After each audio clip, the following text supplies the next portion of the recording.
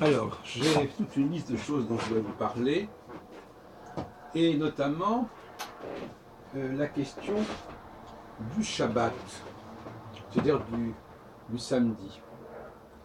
Et bien, plus généralement, la façon dont la semaine se déroule, dont le mois se déroule. Parce que tout ça, c'est très indicateur de la théorie du cycle. Ben oui.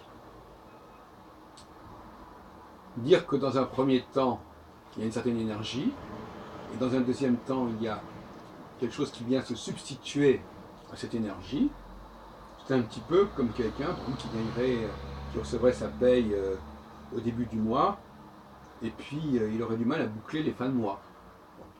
Donc il y a un déperdissement d'argent et d'énergie, donc quelque part en cours de route.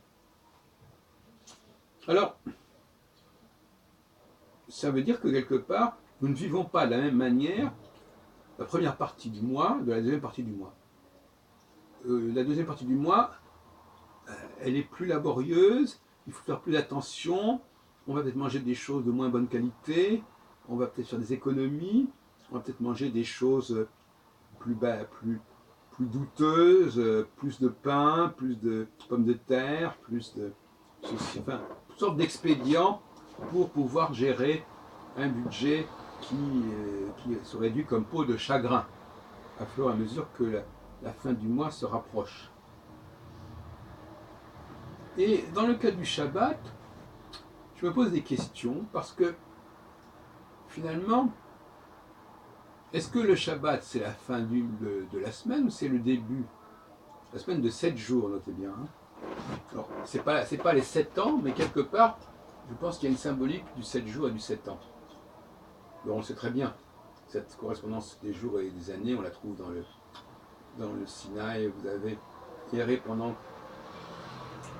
péché pendant 40 jours, vous allez errer pendant 40 ans, enfin je sais pas, des trucs comme ça. Je crois même que dans Ézéchiel on en parle. Mais peu importe.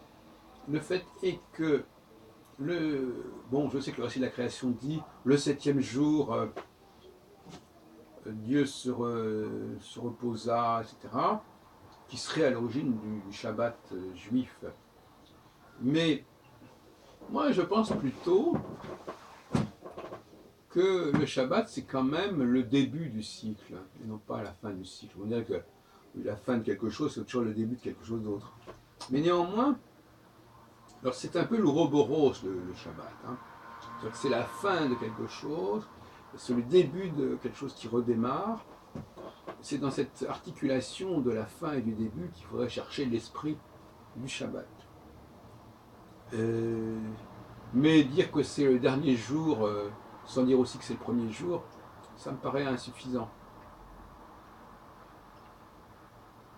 Donc, bon, il y a évidemment un certain nombre d'interdictions au moment du Shabbat. On ne doit plus travailler, donc la notion de travail. Bon, ben justement, moi je pense que quelque part, en tout cas ça correspond à ma philosophie, quelque part le Shabbat c'est justement le moment où on doit être dans la gratuité. Et qu'est-ce que c'est que la gratuité? La gratuité, c'est l'autonomie. Si je fais quelque chose moi-même, tout ce que je fais moi-même est gratuit a priori. Je fais pour moi-même. Quand je n'ai plus la force de faire les choses pour moi-même, je suis obligé de payer, d'acheter. Si j'écris une musique, si je fais de la musique, j'ai pas besoin de payer quelqu'un pour faire de la musique. Si j'écris des livres, j'ai pas besoin de quelqu'un pour lire des livres, etc. etc. Plus je suis autonome, plus je suis en pleine possession de mes moyens, comme on dit, et moins je suis censé dépenser de l'argent. Et or, l'argent, c'est bien une des choses qui est complètement interdite lors du Shabbat. Ce qui veut dire que le Shabbat s'adresse à des hommes qui sont autonomes, qui sont indépendants, qui peuvent eux-mêmes pourvoir à leurs besoins et qui n'ont pas besoin de qui que ce soit pour y parvenir. Je crois que c'est ça la leçon du Shabbat.